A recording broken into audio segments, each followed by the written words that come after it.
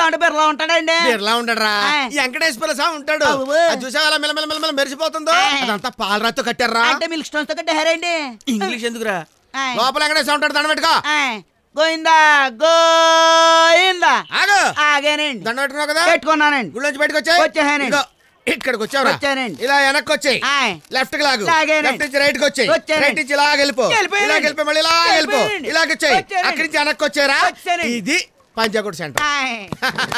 పంచాకుడు centre కనపడుతుంది కదా? పడుతుందండి. అదిగో శ్మశానం. అయ్య బాబా, అది ఇప్పుడు ఎందుకండి? ఏమన్నా పక్క నుంచి వస్తావా?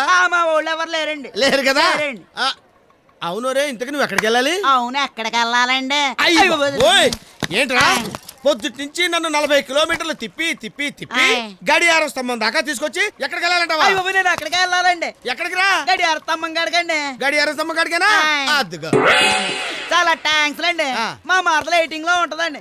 నేను వెళ్ళి వస్తానండి.